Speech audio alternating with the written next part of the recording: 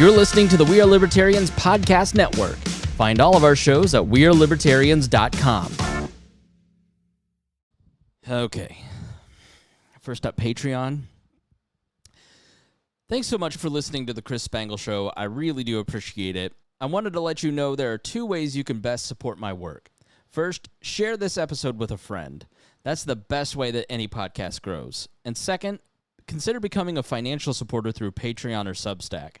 I use this money two ways. Number one, it supports many other podcasts. The cost to run this show plus the others on our podcast network run several $100s a month. How many darn subscriptions can one person have? I might be setting the Guinness Book of World Records, but it's necessary to make it all work together. And when you pitch in $5, $10, $25, or $100, it keeps the Spangle family from absorbing that cost.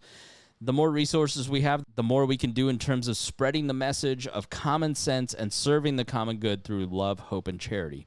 The other reason is that every show takes 3 times longer than the length of the episode to produce. If one show is an hour long, there are at least 1 hour prepping for the show and 1 hour editing and marketing the show that takes place. And I do it because I love it, to be sure, but when you contribute, it's a great way to let me know that you love it too. I want to especially thank Casey Feldposh and Reinhold for being a $100 a month patron. And if you want to join the more than 50 others that continue to move this show forward, please visit chris-spangle.com or look in the show notes of the episode for the link. Thank you for considering it. I appreciate it. Welcome to the Chris Spangle Show. Thanks so much for joining me today. I am glad to be with you today. It has been a long week, and I'm recording this on the Wednesday, just 6 days after Charlie Kirk has been killed. As I said in the last episode, I'm not going to go into Charlie Kirk. I didn't know much about Charlie Kirk. What I saw, I wasn't a fan of. I didn't feel like it rose to the level of discourse that I like, but I did appreciate that he engaged with people. I was totally ignorant of the fact that Charlie Kirk was like so passionate about Christianity and his faith. That was pretty surprising to me. I've also been really surprised at the amount of people who watched him, who engaged in that, and engaged in watching his show, and how many seeds I think he planted. Our church was absolutely packed this past week.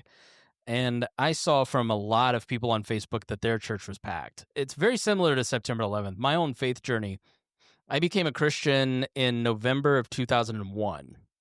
I'd been an atheist. I remember going to Billy Graham in 1996 and just thinking it was the dumbest thing I've ever seen in my life. These people are all so weak-minded. What a bunch of fools. Just your typical atheist, late 90s high school kid.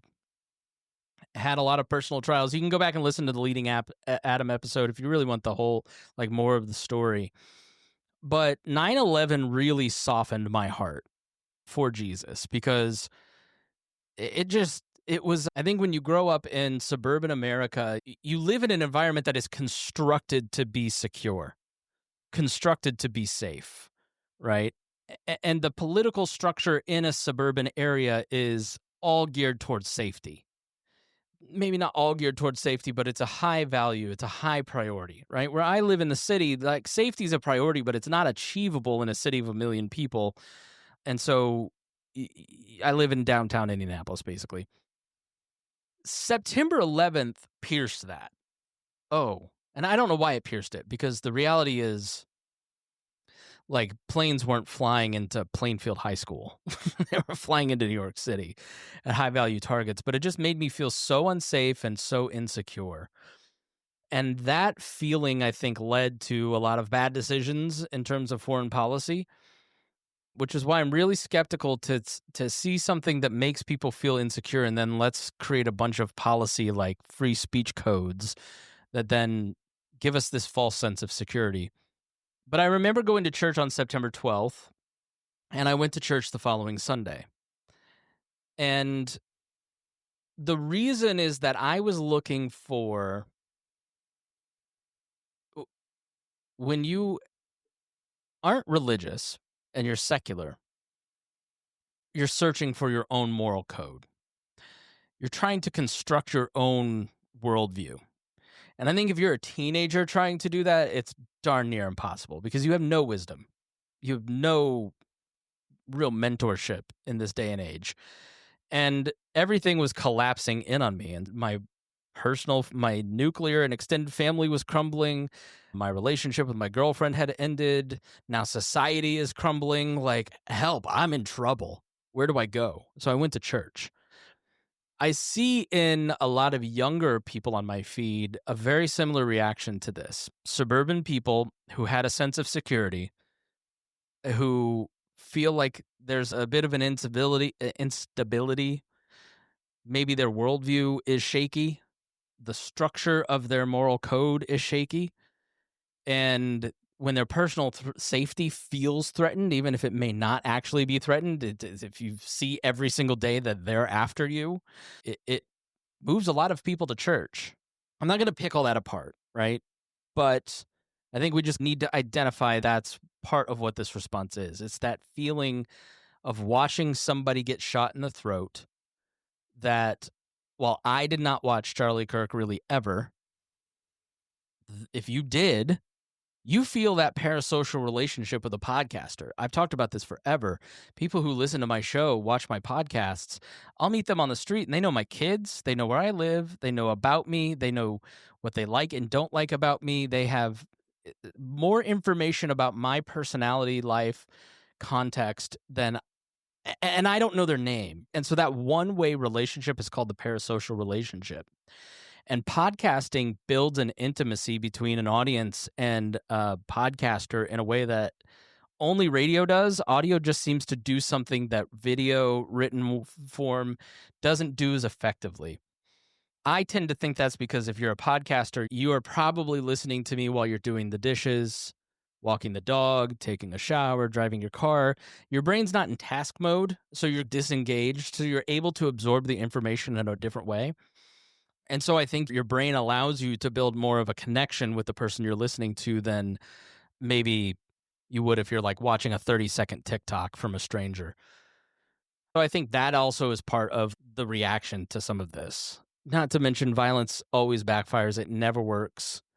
If you see violent solutions to solving your problem and you carry that out, you're going to make that person's podcast the number one podcast.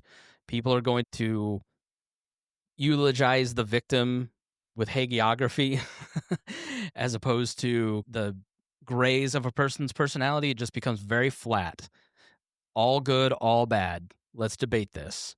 That's like the reason, not to mention the destruction of the human's life, but like your outcome is the complete opposite of your intention. Like it just makes no sense why anybody would use violence to solve a political problem.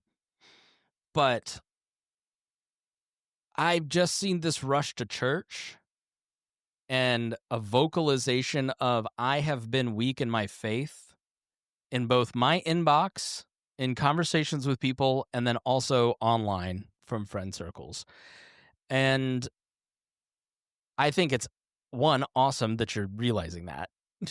Two, you should be courageous in your faith. I have not always been. Part of the story of this podcast is that I become a Christian in 2001. I get baptized in 2005. And between those points, I'm a zealot. And then, like, I just start drifting. It's like the day after my baptism, the light switch just gets turned off. End up getting married, have not a great marriage. We divorced on our third anniversary. It was a biblical divorce. And I just went crazy and acted in a way that, like, I was deeply ashamed of now. I didn't kill anybody or anything, right? But if your standard is God's view of morality, I was not living that life. And I think if you've listened to this podcast from 2012 when I was married to now, to 2025, and there are a few of you who have listened to this podcast that long, like you've heard the shades of my conversation. I never was not a Christian. I had a supernatural experience when I was saved on that night in November in 2001 that has left me to never doubt the existence of Jesus. I've never once doubted the existence of God from that experience. But I didn't always fully embrace that as a lifestyle in my heart. Christians would say he saved my life, but he wasn't the Lord of my life. I wasn't living out those values. And in 2018, I just was miserable, like from just constant, like looking for meaning in trying to find a relationship, to be honest. I wanted to reconstitute what had been lost from my divorce. And I just decided to give that all up. I'm not going to date. I'm going to be celibate. Like, I'm just going to not live the kind of dating lifestyle that is typical of people in their 30s in 2018. And so a big part of that was realizing, like, I'm a Christian, but I never say that on my own podcast. And that's because I'm so embarrassed by how I act. Like, the problem is not God or Christianity, it's me. Like, I'm the embarrassment. So it's been a long process, and I am nowhere near perfect in any way, shape, or form. But I have a great marriage now, great kids, great family. I do a lot differently now than I did even in 2018. But the first step of that is to realize that you're lukewarm. Like, if you're going to believe something, why wouldn't you actually go all in on it? Right? What's the point of being a Christian, a Muslim, like whatever, right? This is what I don't understand about my past self. It's like, why say you're this if you're not saying it because you're trying to get favor with any kind of community? Because I had no Christian community whatsoever. I had no real relationship with anyone in a church. Went to a mega church if I went to church. I had no relationship. I never met the pastor of the church that I went to. I didn't have Christian friends. I didn't pray, didn't read my Bible, didn't do anything spiritual. So what's the point of even saying you're a Christian, right? And this is something that I saw recently. Like, you're going to spend all of eternity with Jesus. If you are a Christian, you believe that when you die, Jesus has saved you from your sins. You will not be judged for those sins, and you will not be separated from God in the afterlife. You will spend all of eternity with Jesus. So if you believe that, why wouldn't you spend time with Jesus now? Why wouldn't you read your Bible? Why wouldn't you pray? Why wouldn't you go to church? Why wouldn't you be in a small group? And because do you really want to go to eternity and be with Jesus if you don't want to do that now? So I really viewed my Christianity as like a sort of loose set of morals, a bit of a moral foundation, even really until like a couple years ago. When you get married, you can no longer be the individual that you were. Okay. I lived alone for 8 years. I loved it. Like, I'm an introvert. I like peace and quiet. I like doing what I want to do when I want to do it. I'm a very selfish person. I still get resentful if I'm asked what time I'm going to be home, even though it's a perfectly valid question. It's like part of the way I was raised and part of being a libertarian. I'm like, I'll do me and you do you and we'll be fine. But I recognized, man, that's how my first marriage got to where it got. And I had to really start changing so much about my life. And I had to start facing the things in my life that have been really serious struggles. First is my weight. Like, you can see that, okay? And my health and food. And I'm always going to be struggling with that. Like, I struggle with it every single day. And the second is money. I spend money to make myself feel better. Mainly, especially books. Like, I love books. I've got to start doing like book reviews on this podcast to make it all worth it to have all these books. And like, I was spending in ways that were very selfish. And it's like, it just got to a point where it's like, hey, are we going to do this marriage? My wife's like, are we going to do this marriage? And this is said it much more sternly than this. But are we going to do this marriage right, or are we going to do this marriage wrong? And I had to start fixing the things that I know were deep sins in my life and deep struggles. And I had to start digging in. Like, it's not enough to just listen to a sermon once a week on a podcast, But this is a daily fight. It's a daily fight to not get super mad at somebody for something that they said to you. It's a daily fight to not want to just be lazy that day. It's a daily fight to confront whatever sin you have. I always get confused by Christians who spend a lot of time talking and thinking about other people's sins and the structural sins of society. And it's, man, I am so overwhelmed with the BS that I'm perpetrating on myself, my family, the people around me, that how do you have time? So let's get to the point. I almost daily have a set of routines that attend to my spiritual life. Okay. And sometimes I'm really good at this. Sometimes I'm really bad. But I think it's helpful that if you're in the place that I was in 2001, where you don't know where to begin, or 2018, where you believe, but you're not like all in, or 2023, where you're like, I'm in, but I'm not practicing the way of Jesus. Like, how do I get there? So I'm just going to give you like a few pieces of, I'm going to give you resources. My thing is, and I don't know if you've picked this up about my Facebook page or my writing or this podcast, it's I want to talk about where the rubber meets the road. What are you going to do about this? Like, how do you be civil in conversations that are really difficult? Like, I can sit here and say the left is violent and evil and doing all this, and Trump and the right are doing all that. There's a million people doing that kind of stuff, but like, how do you actually put some of these things into action? And the first is like, you've got to read.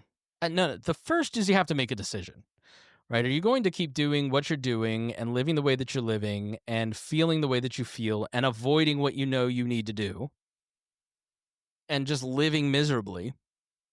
Or are you going to start chasing wisdom? Are you going to start doing some things differently? Are you going to start seeking out help to solve the problems in your life that you know you have? And so if you're curious about Jesus, like the thing that helped me was just like my mom had taken us to the Methodist church. I didn't like going. We went real infrequently, but I started just going to learn, not to make a commitment, but that started on September 11th to September 12th, 2001. Let me just go check what this is, because I know whatever's going on is not working. And so let me go and see if there's something here. Start church shopping. I bet I went to 50 different churches before I ended up at a place called Mount Pleasant on the south side, where I went for 15 years. Great, awesome church. The first is just go find people in person that are Christians and ask them your questions. There isn't a Christian alive who's an actual Christian who's going to be asked a question by somebody who is trying to seek out answers and not be excited to answer that question. Like, they're going to be they're like, this is my chance. I'm so happy you're here. Let's talk. And it's the parable of the prodigal son in the Bible, where Jesus talks about the son demands his inheritance from his father. He goes out, he blows the inheritance after years of rolling around with pigs and just living in a wild way, while his brother is there as like the good son who's taking care of all of it. And the prodigal son comes back from rolling in the mud with the pigs, and the father runs out to greet him, hugging, crying, excited, throws him a giant party. And the other brother is, what are you doing? Why are you here? I'm the one, blah, blah, blah, blah, blah. Christians are always going to be the father. They're never, and if they are the brother, then they are not the ones you need to talk to. It's 1,000 to 1, I promise you. So if you've got questions and you're a Christian in your life, you just got to start asking questions. Don't ask ChatGPT because you're embarrassed. You've got to just engage people. Get over your pride and just start engaging people with your questions. The second is a book called The Case for Christ by Lee Strobel. I never doubted the existence of God, but I am a questioning person. And that is like a great gateway drug to a bunch of archaeological evidence, scriptural, manuscript evidence, I should say, in a great story format. And it's super easy to read. There's a movie. The movie's fine. Watch the movie, but that's not going to have the same effect as like reading a book. The audiobook is fine, but I just really think you need to sit down and read a paper book. If you don't know where to start with the Bible, don't start with Genesis. Okay, start with John. Okay, it's a very readable introduction to Jesus. And then read Romans, which is a little bit more difficult, but it's a great explanation of what Christians believe. And then go back to Genesis and start there. Okay, or read through the New Testament and then go back to Genesis. You probably have an old Bible that some family member that cares about you that could probably be the person you could ask questions of. And that's helpful, but sometimes if you get a study Bible, like the ESV study Bible, or the Life Application Study Bible, or the Zondervan Study Bible, these are really helpful with the little notes in the bottom that can help you figure out the whole story. And there's so much to learn. It's like people spend their entire lives like a Martin Luther or John Calvin, these great theologians, and they die not knowing a little. They just know such a small amount of what they think they need to know. So start there. If you are at the 2018, I have made a commitment, but now I'm lukewarm phase, what you need to do is get actively engaged in your church. You have to make a series of commitments with yourself. You know what your sins are. You know what you shouldn't be doing. You know you shouldn't be watching porn, and you know you're struggling with it. You just are lukewarm because you don't want to give it up. You have to start having a hard series of conversations about the things that you don't want to give up, right? You're going to need to be in a church talking with people about those things. I feel like maybe that's like jumping ahead. Okay, let me go back. All right, let me not scare you. All right, let's go back to that 2018. I'm lukewarm. I need to make a commitment. You need to make a series of agreements with yourself. Okay, that's what I would do. Write out a series of agreements with yourself. I commit to going to church once a week. If I don't have a church, I'm going to go to the church that I am most familiar with this Sunday. And I'm going to go for 4 weeks straight. And if I'm not feeling it, because I didn't like it last time, I'm going to keep going to churches until I find the one that I connect with. And that next commitment is that you're never going to leave that church. Okay? The problem with the whole thing with Mark Driscoll tweeting out, if your pastor didn't talk about Charlie Kirk this weekend, you need to leave that church. That is BS. Part of the reason we are in the situation we are in is that people treat relationships, church relationships, marriages, friendships with a transient, transactional view of them. And the relationship that you have with your church is covenantal. The relationship that you have with your spouse is covenantal. The relationship you have with your family is covenantal. There should be friends in your life that you have covenantal friendships with, that you have made agreements with them explicitly, that I will do these things, you will do these things, and when we violate the terms of those things, we have a way to discuss how we get back to where we need to be. But we never give up on each other. There should be a group of friends in your life that you are never going to give up on. Oh, we disagree on this. They said this about me. They talk behind my back. Like, man up and have a conversation with them. But quit giving up on each other. Quit giving up on your relationships. Quit giving up on your husband, your wife, your kids, your mom, your dad, for all these reasons that culture gives you that you have permission to give up on everybody. And then you turn 40 and you can't figure out why you're so lonely and miserable. Because you've been given by permission given permission by people who have dysfunctional relationships to do what they do. And so you have to have a series of commitments in your life. I'm going to go to church. I'm going to find one that I really like the people. Maybe the preaching's boring. Maybe there's no fog machine. Maybe there's great music, but bad preaching, and then it's not like you're listening to Billy Graham every Sunday. Right? It needs to be biblical teaching, right? I go to what's called a PCA church. There's a bunch of denominations. This is a Presbyterian denomination that is smaller. It is not a mainline denomination. It's a more conservative denomination, but it is a liberal congregation in the conservative denomination. And so it's that tension that I love, right?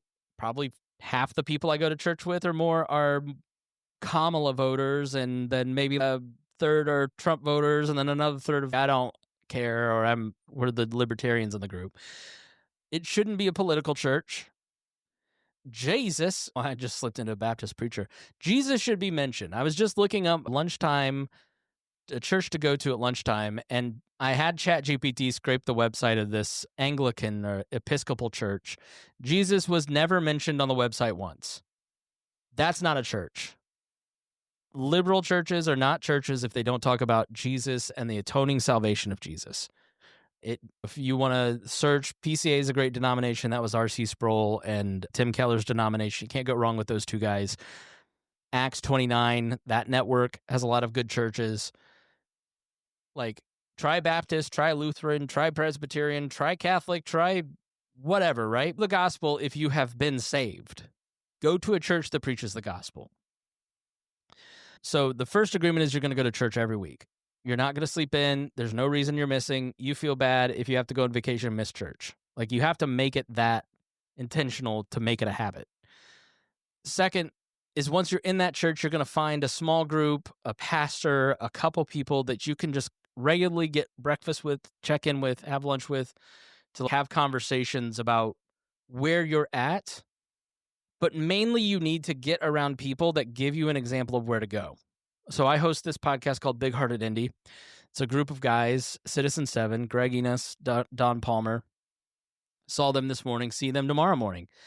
And being a part of this group has given me a ton of guys that at my church and in this group that have given me a roadmap on where to get to. They're physically fit. They take care of their wives. They have a lot of savings and investments. They give a lot of money away. They take care of the poor. They have great relationships with their kids. They are role models to look at and say, here's a standard that I need to follow. And then, hey, I'm struggling with this. How'd you get there? How'd you get there in your career? How'd you get there in your spiritual walk? What do you do for reading your Bible? Over the last 2 years, I've gone to lunch with these guys. So what's your prayer life look like? Like, how do you stay so calm all the time? Like, your son is a lawyer. What'd you do when you're raising? What does family devotional time look like? You have to commit to finding spiritual role models and then learning from them. That's what wisdom is. Wisdom is finding people who are further ahead than you in this lifetime at the values that you care about and doing what they do. The third is reading your Bible every day. You're not going to do that, but you need to commit to it, right? So most people don't do 7 days a week. They're lucky if they get 2 or 3 in. You do it 80% of the time and forgive yourself on that other 20% of the time. But like, the Bible explains who God is. It explains how we are to structure our lives. It explains everything you need to know. Couple resources on that, right? I mentioned the ESV Study Bible. The Bible Project is a website, YouTube channel that has a ton of resources to help you make sense of the larger story. There's also 2 guys that I would mention that I listen to their podcasts a lot. Let me give you 3. R.C. Sproul wrote a lot of great stuff. Tim Keller wrote a lot of great stuff. Both of them wrote Bible studies, lots of books, have podcasts that have they've both died now, but they have podcasts with a bunch of their different preaching. And then a guy who's alive, who's still preaching, who's great at taking these bigger concepts and applying them to our times and to your life, is a guy named Matt Chandler. He's the pastor at the Village Church, and that's a great podcast. I listen to those 3 a lot, as well as Unashamed with Phil Robertson. This one will probably be a little controversial, but it's not if you actually start back at like episode 1 in Spotify and listen straight forward. There's 1,000 episodes or whatever, and he died earlier this year. And I don't really listen to much of the episodes from the last 2 years. But it's a Bible study podcast, and I think he's been super influential for me and another friend. We're like racing to see who can listen to the most of the podcasts. And there's things in there where I'm like, all right, this is a little too social conservative for me. But really, it's just, I don't know, funny and goofy and silly, but also like deep. That's been one that I've really liked. So Village Church, Renewing Your Mind with R.C. Sproul. I like Insight for Living with Chuck Swindoll. And I think it's Gospel for Life with Tim Keller. But just look up Tim Keller. That's his podcast. And then Unashamed. And The Case for Christ. And then that if you're like, really the same stuff applies for like where I was at in 2023, where it's like, I've got these stubborn sins that I've got to work through, as where I was when I was lukewarm. It's just like the level at 2023 was like, you have accountability now. Because if you don't do these things, your horrendous things are going to happen to you, to your family. It's going to make everybody's life harder. It's going to, like, it's not to mention displeasing God, but like the Christian life is, everybody says, oh, it's not going to be easy. Oh, it's going to be so hard. I find it to be the exact opposite. I don't, like, yeah, it sucks that, like, I can't buy as many books as I want because it's sinful. But it's on the whole a lot better for me. It's good for me to go exercise and treat my body with love and respect. And even if I don't want to, I need my body to be in service to my wife and kids now and for a long time. Like, being married and having kids, like, really changes your perspective on so much if you're a guy. It's like, I was such a little kid until I had kids. Then you realize, man, I've got to teach values and principles to other kids to make sure that they are successful in life. In what ways am I not successful that I need to, like, get my crap together before they notice? And there's even things like, we love chocolate chip cookies and sweets, right? Man, I don't want to program my kids' genetics or program my kids to eat the way that I was programmed to eat. I can't lie and curse and fraud people because these little eyes are watching. It adds a layer of thinking about your own personal values that you really don't have when you're single, because when you're single, living for your own pleasure, and you're not really thinking about legacy as much. But I don't think you can get married until you get your crap together. I'm very blessed that I didn't have kids until I was in my 40s, because I was an emotional wreck, a nut job at 30. I had no business, like, having any children watch my moral code, my choices, my lifestyle. Like, I would have treated them. I would have been a child talking to children. If you want to stay single, that's fine. But committing to a woman, committing to a family, I don't know. I never like to tell people what to do. It's part of it. But, like, I'm just trying to show you, like, these are the things in my life that have changed my life for the better. I think if you look at me in 2012 when I started this show, 330 pounds, miserable, a wife that didn't love me because I wasn't really doing things that I just wasn't a good husband. I was emotionally immature. I was broke. I didn't have a great job. Like, I had fun at that job, but I didn't have a good job. I didn't have seriousness. I didn't have a lot of different things. And I think if you fast forward like 10 years, almost 15 years now, like, the people who knew me in 2012, this, like, suicidal, depressed, out of control, sick person, physically sick person, to now, that's a pretty great example of what Jesus can do for a person. Like, just saying, I don't know how to do any of this. Help me find some people that can help me do this. Help me, please. And it just started with that prayer. And the day, I think it was like September of 2018, may have been 19, but I think it was 18. Went to Orlando for the NAB radio show with work, with the Bob and Tom show. They said, hey, we'll fly you back on a different day if you want to take an extra day to hang out in Florida. So I did. And I booked like a day in St. Augustine, which is my favorite city on earth. Drove up that Friday, got there around like 6, went in to the Airbnb, changed, then went to the ocean to get in the ocean. And I'm standing in the ocean, and like, nature makes me emotional. Like, I'm not I'm man enough to admit this, okay? But there's something about God's creation that just connects with us internally that makes you go, wow, there is something bigger than me. And so I am standing in the ocean and I'm just sad.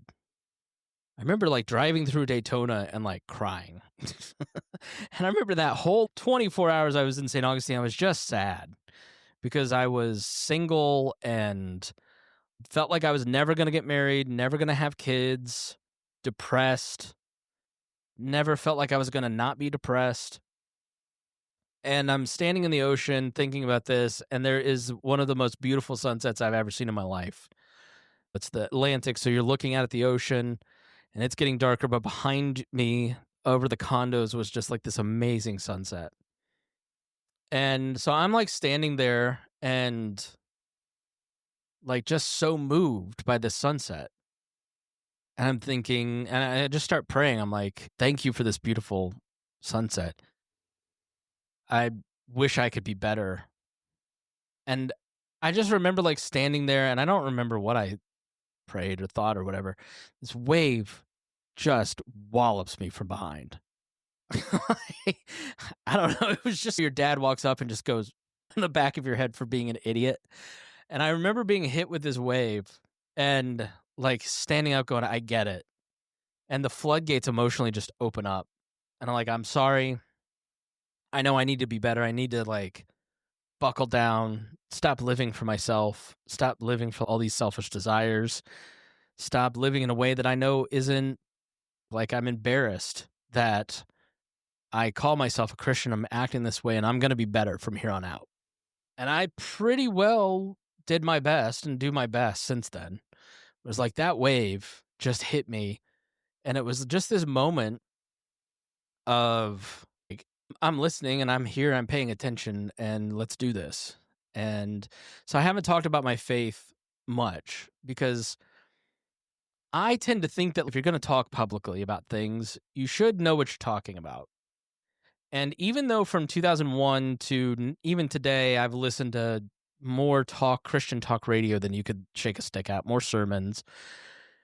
Like, I haven't been very deep in my faith until like we got into this church that I go to now, Redeemer in Indy. And if you're local, you're more than welcome to come with us. But like through personal study, I don't really read politics much anymore. I really only read a lot of theological stuff, a lot of Christian stuff. But I haven't talked a lot about it just because I'm like, I don't want to be a Christian influencer and I don't intend to be. Like, I don't intend for this to be a Christian podcast.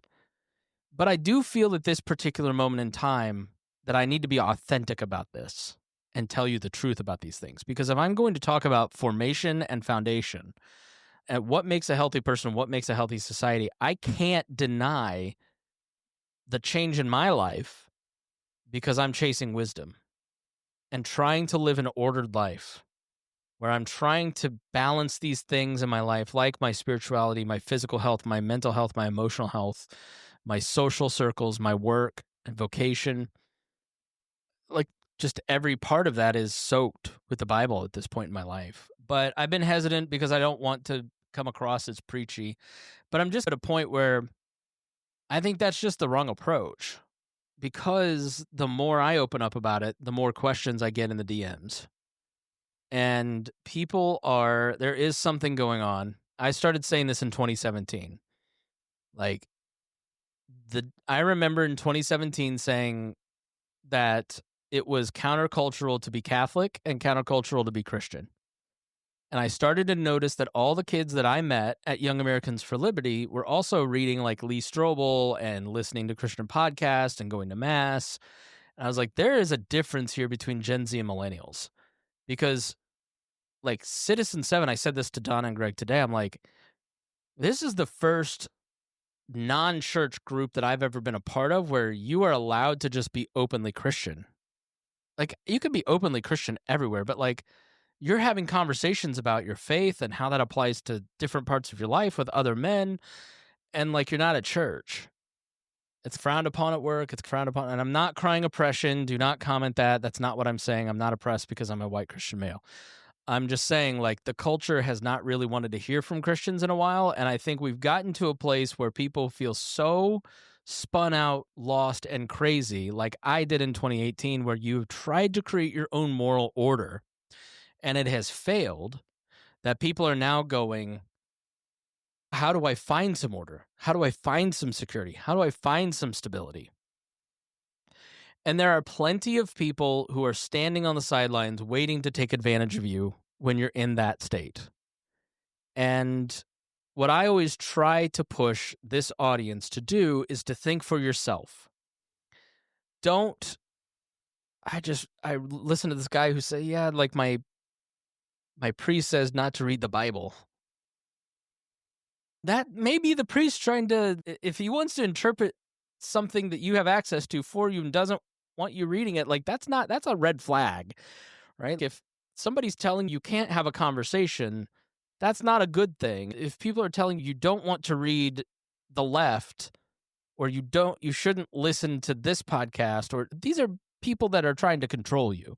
And so you should always think for yourself and study for yourself and make your own decisions.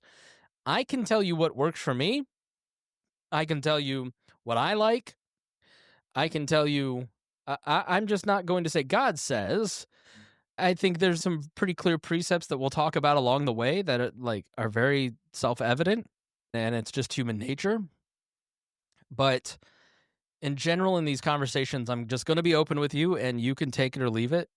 But you're going to hear my story, and I'm going to be honest about it. But I feel like I'm at a point now over the last 6 months where, like, I'm grounded enough to speak from a place of healthiness as opposed to attention seeking.